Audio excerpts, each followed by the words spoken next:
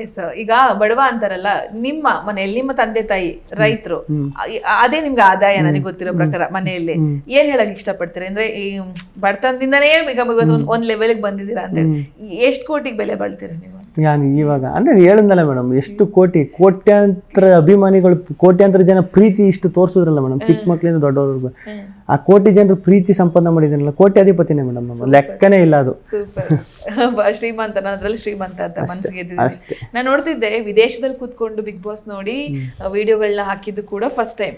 ಅಲ್ಲಿರುವಂತ ಮಕ್ಕಳಿಗೂ ಊಟ ಮಾಡಿಸ್ಬೇಕಂದ್ರೆ ಗಿಲ್ಲಿನ ತೋರಿಸಿ ಊಟ ಮಾಡಿಸಿದ್ದು ಅದು ಕೂಡ ಫಸ್ಟ್ ಟೈಮ್.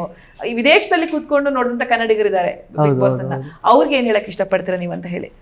ಸತ್ಯವಾಗ್ಲೂ ನನ್ಗೆ ಅದು ಸಿಕ್ಕಾಪಟ್ಟೆ ಆಶ್ಚರ್ಯ ಐತೆ ಇರೋದು. ಅದು ಹೆಂಗ್ ಸಾಧ್ಯ ಇದು? ಅದು ವಿದೇಶದಲ್ಲಿ ಕೂತಿರೋರು, ಅಲ್ಲಿರೋರು, ಅಲ್ಲಿ ಮಾತಾಡೋದು ಹೆಂಗೆ ಅಷ್ಟೊಂದು ಪ್ರೀತಿ, ಅಷ್ಟೊಂದು ವಿದೇಶದಲ್ಲಿ ಕೂತ್ಕೊಂಡು ನೋಡಿ ಅಲ್ಲಿ ವಿಡಿಯೋ ಎಲ್ಲ ಮಾಡ್ಬಿಟ್ಟು ಹಾಕೋದು.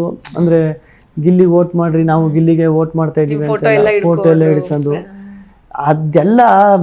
ನಾನು ಅದೇ ಎಲ್ಲ ಕಡೆನೂ ಹೇಳ್ದಂಗೆ ರೊಟೀನ್ ಆದ್ರೂ ಪರವಾಗಿಲ್ಲ. ಅದು ಈಗ ಎಲ್ಲ ಕಡೆ ಹೇಳ್ದಂಗೆ ಆ ಯೋಗ್ಯತೆ ನನಗಿದ್ದದ ಇಲ್ವೋ ಗೊತ್ತಿಲ್ಲ. ಸತ್ಯವಾಗ್ಲೂ ಆ ಯೋಗ್ಯತೆ ಒಂದು ಸಣ್ಣ ಒಂದು ಈಗ ನಾವು ನೋಡಿರೋ ಮಟ್ಟಿಗೆ ಒಂದು ಸ್ಟಾರ್ ವ್ಯಾಲ್ಯೂ ಬಂದ ಮೇಲೆ ಒಂದಷ್ಟು ಸಿನಿಮಾಗಳು ಮಾಡಿ ಕಷ್ಟದಿಂದ ಬೆಳೆದು ಒಂದು ಸ್ಟಾರ್ ವ್ಯಾಲ್ಯೂ ಬರ್ತದೆ ನೋಡಿ, ಸಿನಿಮಾಗಳೆಲ್ಲ ಹಿಟ್ಟಾಗಿ ಆವಾಗ ಅದನ್ನು ನೋಡ್ತೀವಿ. ಈಗ ಒಂದು ರಿಯಾಲಿಟಿ ಶೋಲಿ ಒಬ್ಬ ಕಂಟೆಸ್ಟೆಂಟ್ನ ಅಷ್ಟು ಮೆರೆಸ್ತಾರೆ, ಅಷ್ಟೊಂದೆಲ್ಲ ಪ್ರೀತಿ ತೋರಿಸ್ತಾರೆ ಅಂದರೆ ನಿಜವಾಗ್ಲೂ ನಾನು ಈಗಲೂ ಹ್ಯಾಂಗ್ ಅವ್ರಿಂದ ಇನ್ನೂ ಬಂದೇ ಇಲ್ಲ ನೋಡಿ. ಇವತ್ತು 8 ದಿನ ಆಯಿತು.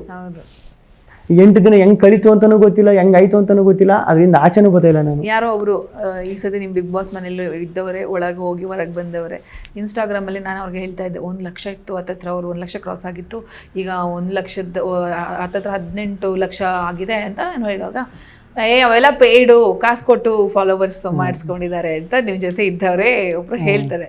ಓಕೆನಾ? ಈಗ ಮೊನ್ನೆ ನೋಡುವಾಗ 2 ಮಿಲಿಯನ್ ದಾಟ್ಬಿಟ್ಟಿದ್ದೆ. ಸೊ ನನ್ನ ಪ್ರಕಾರ ದುಡ್ಡು ಕೊಟ್ಟು ಫಾಲೋವರ್ಸ್ ಕ್ರಿಯೇಟ್ ಮಾಡಕ್ ಆಗಲ್ಲ ಅನ್ಸುತ್ತೆ. ಏನ್ ಹೇಳಕ್ ದುಡ್ಡು ಕೊಟ್ಟು ಏನ್ ಬೇಕಾದ್ರೂ ಮಾಡ್ಬೋದು. ನನ್ಗೆ ಗೊತ್ತಿರೋ ಪ್ರಕಾರ ಗಿಲ್ಲಿ ಅದಕ್ಕೆಲ್ಲ ಖರ್ಚು ಮಾಡಲ್ಲ. ಅದಂತೂ 100% ಸತ್ಯ. ಅದೇ ದುಡ್ಡು ಕೊಟ್ಬಿಟ್ಟು ಏನ್ ಬೇಕಾದ್ರೂ ಮಾಡ್ಬೋದು. ದುಡ್ಡಿಂದ ಪ್ರೀತಿ ಸಂಪಾದನೆ ಮಾಡಕ್ಕಾಗಲ್ಲ ಮೇಡಮ್. ಅದು ಎಲ್ರಿಗೂ ಗೊತ್ತಿರೋ ವಿಷಯನೇ ಅಲ್ವಾ. ಅದು ಎಲ್ಲ ದುಡ್ಡು ಕೊಟ್ಬಿಟ್ಟು ಮಾಡೋದು ಏನೈತೆ ಮೇಡಮ್? ಏನಕ್ಕೆ ದುಡ್ಡು ಕೊಟ್ಬಿಟ್ಟು ಮಾಡ್ಬೇಕು ಮೇಡಮ್? ಆ ಫಾಲೋವರ್ಸ್ ಇನ್ಸ್ಟಾಗ್ರಾಮ್ ಫ್ಯಾಮಿಲಿ ಬಗ್ಗೆ ಹೇಳೋದಾದ್ರೆ ಅಲ್ಲೊಂದು ಫ್ಯಾಮಿಲಿ ಕ್ರಿಯೇಟ್ ಆಗಿದೆ. ನಿಜವಾಗ್ಲೂ ನಾನು ಎಕ್ಸ್ಪೆಕ್ಟ್ ಮಾಡಿದ್ದು ಇಷ್ಟು ಜನ ಬಂದು ನನ್ನ ಫ್ಯಾಮಿಲಿಗೆ ಸೇರ್ತಾರೆ, ಇಷ್ಟು ಜನ ಪ್ರೀತಿ ತೋರಿಸ್ತಾರೆ ಅಂದರೆ ಅದೇ ನಾನು ಬದುಕಿರೋ ಗಂಟ ಚಿರಋಣಿಯಾಗಿರ್ಬೇಕು ಅವ್ರಿಗೆ ಅಷ್ಟೇ. ದುಡ್ಡು ಏನು ಮಾಡ್ಬೇಕು ಅನ್ಕೊಂಡಿದ್ರೆ ಗಿಲ್ಲಿ? ಅದೇ ಮೇಡಮ್, ಇನ್ನು ಮನೆ ಇದು ಜಮೀನು ಮಾಡ್ಕೊಂಡು, ನನಗೆ ಜಮೀನು ಅಂದ್ರೆ ತುಂಬ ಇಷ್ಟ. ನಾನು ಇಲ್ಲಿ ಏನೇ ಕಷ್ಟ ಇದ್ರೂ ಊರಲ್ಲಿ ಹೋಗ್ಬಿಟ್ಟು ನಮ್ಮದು ಅಂತ ಒಂದಷ್ಟು ಜಮೀನಿದ್ದು ಅಲ್ಲಿ ಒಂದು ಮನೆ ಇದ್ದು ಆರಾಮಾಗಿ ಯಾವ್ದಾದ್ರು ಒಂದು ಮರದ ಕೆಳಗಡೆ ಕೂತ್ಕೊಂಡು ಮಲ್ಕೊಂಡು ಕಾಲ ಕಳ್ಕೊಂಡು, ಅದು ನಿಮ್ಗೆ ಖುಷಿನೇ ಬೇರೆ.